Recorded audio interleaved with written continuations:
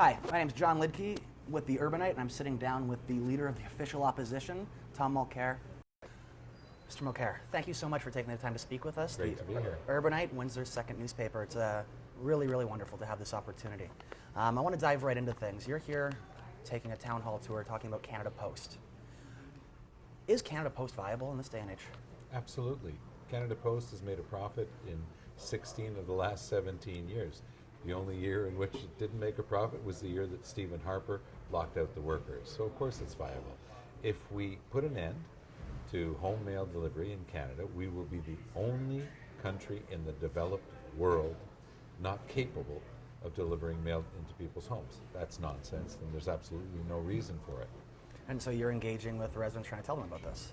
We've been going across the country. I was in a couple of the cities that were in the first hit list. We were in Fort Mac the day the list was published, and people were outraged. Been into some places in north of Montreal and places like Lorraine. People can't believe that they're going to lose postal service. And again, many of the towns that are going to be hit have very high concentrations of people with reduced mobility, seniors, people who really rely on their mail delivery. And we're quite shocked that Stephen Harper is actually taking this track, but you know what? We're going to ride this one out. We're going to make sure Canadians understand that the NDP will diversify the functions of the post office, have it remain viable. But yes, we're going to keep the post office going, and we're going to keep home mail delivery in Canada. And in Windsor, which is facing some pretty interesting situations of its own. We've got a very high unemployment rate here. Windsor, much like many other cities in this country, it's not doing the best. What can you do for Windsor? What can the NDP do? Windsor's been really hard hit. The manufacturing sector, since the Conservatives arrived, has been particularly hard hit. Not only do they do nothing to retain jobs, they actually take decisions that hurt jobs. If you look at the Heinz plant as a classic example, it's not enough for the Conservatives to just have an ideological view that you don't do anything in the marketplace. They actually gazetted, they adopted in Ottawa a new rule regarding the size of the bottles that actually made it easier for the company simply to decide to move their whole operation to the U.S. 800 direct jobs at the plant, 1,000 indirect jobs, suppliers, people working in and around the plant. It's an incredibly devastating decision, but it shows their total lack of concern for the region. This morning I met with a lot of people who are involved in the agricultural milieu here in Essex County. These are tough decisions that have to be made, but they're feeling totally abandoned by the federal government. The NDP will make it a priority to work on these issues. That's good, because I think what I've noticed from a lot of people speaking to them is there is so much confusion from folks here in Windsor as to what is going on up in Ottawa. What is happening there? There's a seemingly endless list of scandals that are coming out of this government, out of the operations in Ottawa. Well, Ottawa's broken. Since the Conservatives have arrived in power, for example, instead of keeping his promise never to appoint an unelected senator, Stephen Harper's named 59 of them. He's named even more than Brian Mulroney. They now believe that they have the authority to reverse laws duly enacted by the House of Commons. It's a scandal. They're unelected, unaccountable, undemocratic. Get rid of them, purely and simply. But furthermore, Stephen Harper has shown an abject misunderstanding of the Canadian economy. He says that he's a good manager, but every time you look at a case like Canada Post, the inability to do anything in military procurement, from ships to helicopters, heck, we've had the largest bumper crop in history in the West, and they can't even get the grain to the ports.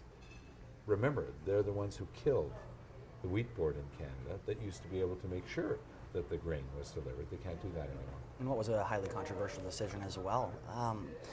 Want to jump to another issue, changes to the federal marijuana laws that are happening. At the end of this month, roughly 40,000 users who have the ability to grow their own marijuana will not be able to anymore.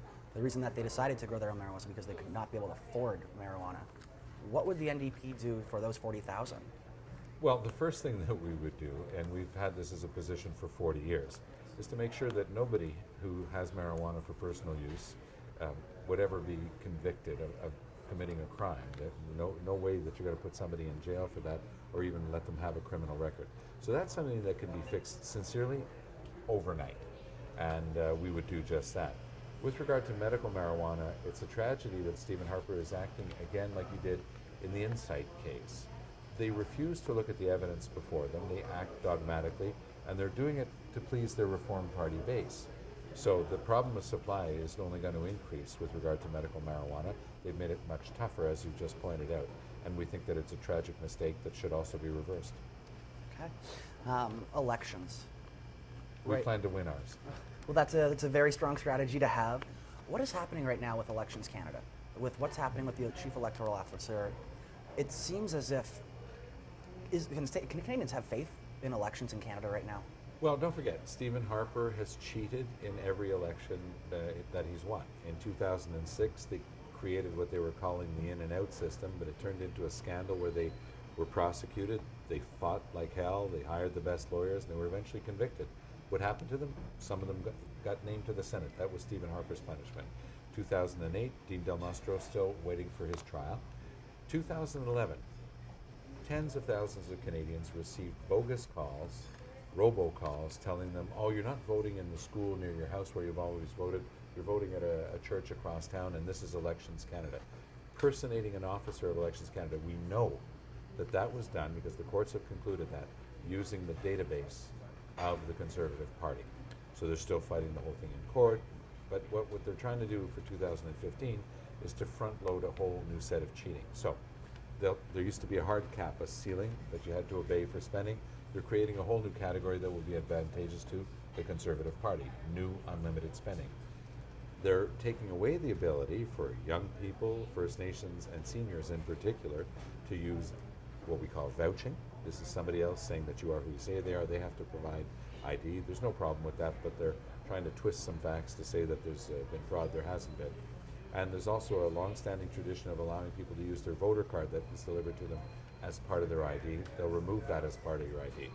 Now, it's not just the NDP that's saying that. Mark Mayron, Canada's Chief Electoral Officer, who's been there for many years, is also saying the same thing as us, that there's been an abject failure on the part of the Conservatives to look at the facts, and what they're going to do is they're going to change the rules, they're going to load the dice, so to speak, in their own favor. That's what we call front-loading their cheating for the 2015 election. We want Canadians to know about that. And some of the people that might be most affected are young people, like myself, and a highly apathetic group who now are going to see it to be a bit more difficult to vote. Young people did not vote a lot in the last campaign. You're right, 65%, two-thirds didn't vote. But I wouldn't say apathetic. That wouldn't be my word. What I would say is we've got a very engaged young generation, but who sense that what's happening in either Ottawa or Queen's Park or Quebec City, for that matter, doesn't really concern them. That's the feeling that you get when you talk to them. That they're saying, the way you guys do politics, what's happening up there, that's not us. We're on Twitter, we're on Facebook, we're talking to each other. We got a local issue on environment, we'll deal with it locally. But we've got to make them understand, that's part of our job, that the decisions being taken by the Conservatives are leaving brick by brick the largest economic, social, and ecological debt in their backpacks. And they don't have to accept that debt.